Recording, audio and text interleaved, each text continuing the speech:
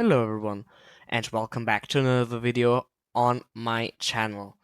We are back at the NGL World Biathlon League. It's a new season, and this is the season start you will witness pretty soon. Looking at the rules, every athlete that is used has to be an 82 overall rating with different ratings. For example, you can take 100 strength and 60 speed.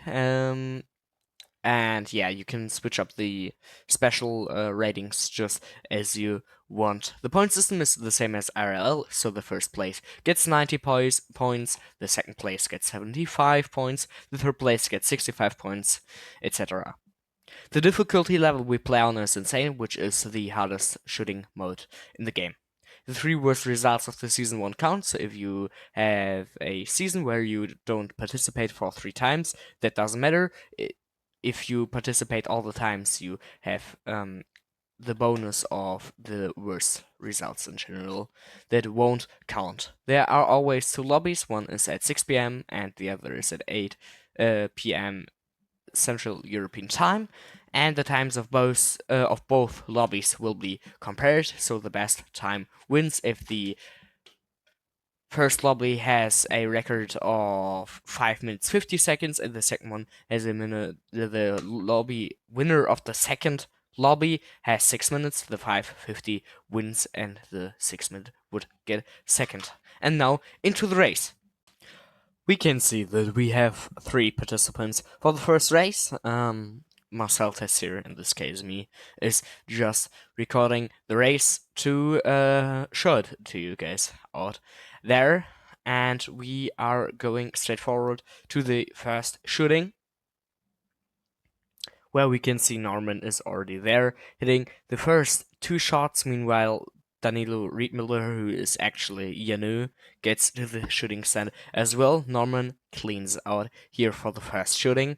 Riedmüller hits the first targets and will end up with a 0 as well, with Cornell, the Hungarian, coming to his first prone shooting of the season as well. And also he will clean out.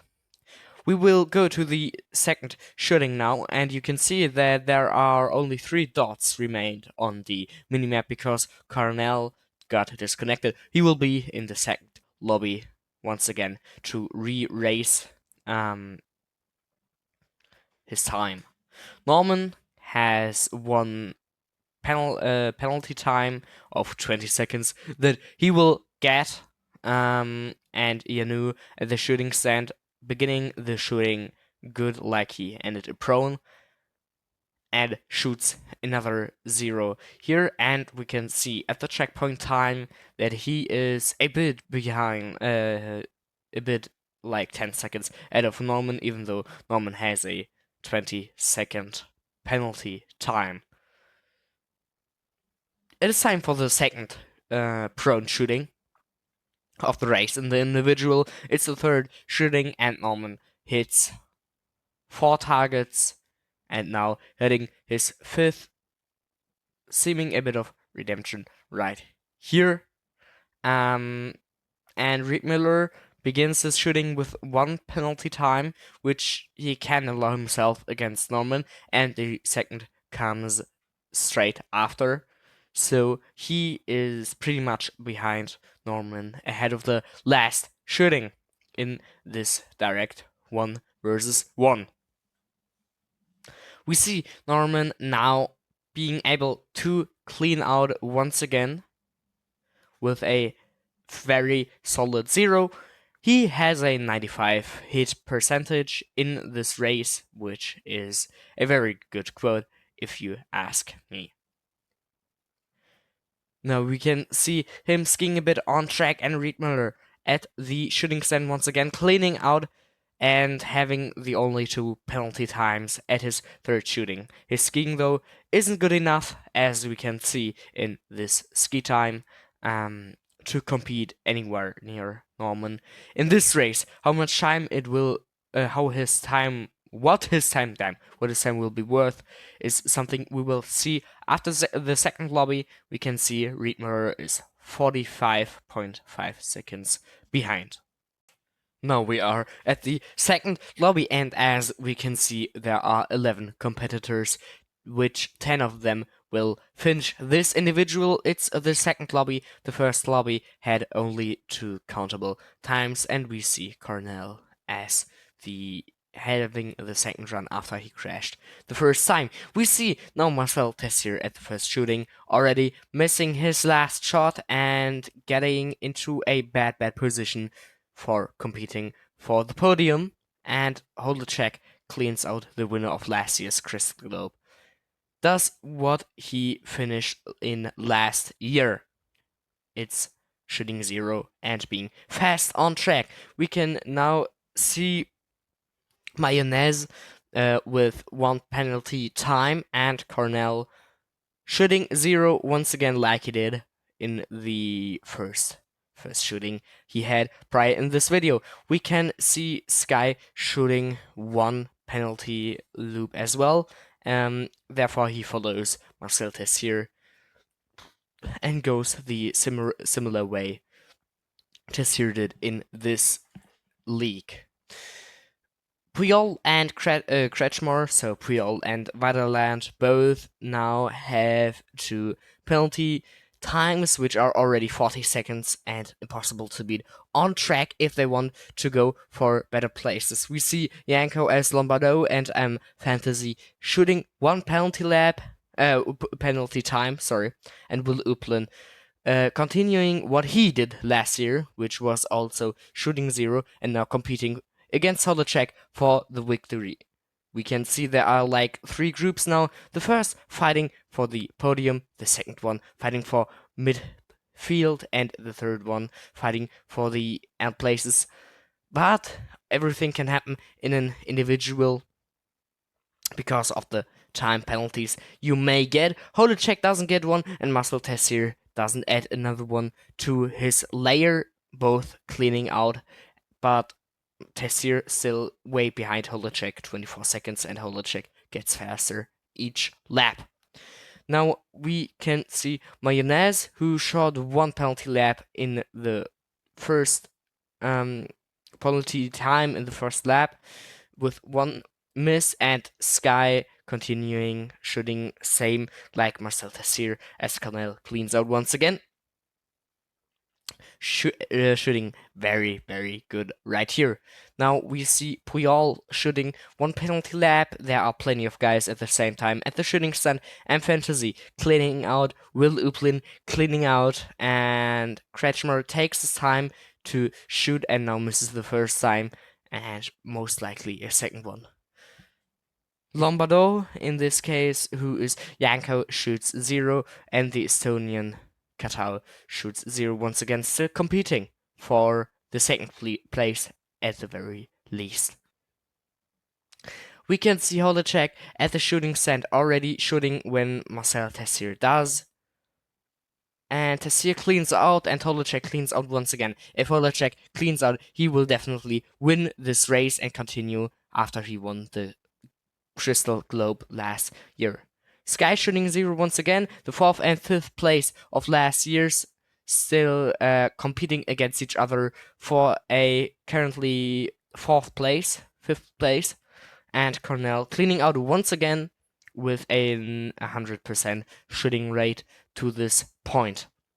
And Fantasy now shooting 1 penalty time as well as his other Polish Puyol does, but Fantasy missed the second time. Will Uplin still shooting 0, but he has to worry about Karel Katau, the winner of the small Crystal Globe from last year in the individual, shooting right here, already overtook Janko and already overtook Vaderland. Janko cleaning out and Kretschmer missing thrice. We're having big trouble with this after the 3rd shooting. Everything is possible if someone misses, but this has to be the case. Marcel Tessier knows he has to shoot fast in order to have any chance to get on the podium, and he does. He cleans fast. Holacek goes for the win right here. If he doesn't crash or does anything stupid, Holecek will win the first race of the season.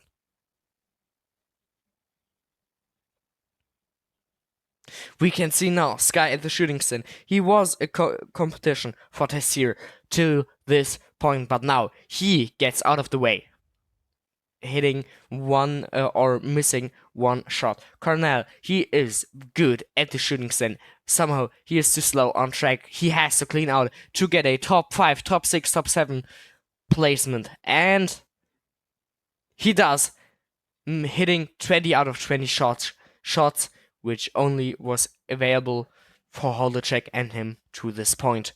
Will Uplin, he can do this as well. If he hits the last 2 shots, if he hits the last shot, and Uplin misses! Unbelievable! He misses as well as Fantasy does. And now Will Uplin, he opens up the door for Tessir. They both have the same time after the 4th shooting, with 0.3 seconds of a difference. And we can see Tessir and Holecek reaching the finish line exactly now. We can see that Mayonnaise won't finish this race. Cornell, he is good at the shooting stand, but you can see he is too slow to compete for anything else, and we see there are only 0.6 seconds difference between Will Uplin and Tessir. Will this be the first season podium for Tessir or for Uplin? Now it's 0.4 seconds. This is going to be dramatic for the last few meters as we now watch how Will Uplin goes. First, we want to witness from 2 out of 3 guys, or the second out of 3 guys reaching the finish line who cleaned out today, because Karel Katau cleaned out as well. He will get second in this race. But Uplin, he overtakes Fantasy right here at the last climb. Was the little way he had to make to overtake him too much? Will he reach the finish line out of Tessir? He does! It's 2 seconds, 2.1 seconds. Unbelievable. Will Uplin with fantastic last few meters right here. Tessir at the last few meters just was too slow to go for the podium today, and he is once again on the 4th place. Now we see the one who finishes second in the end, which is Karel Katau.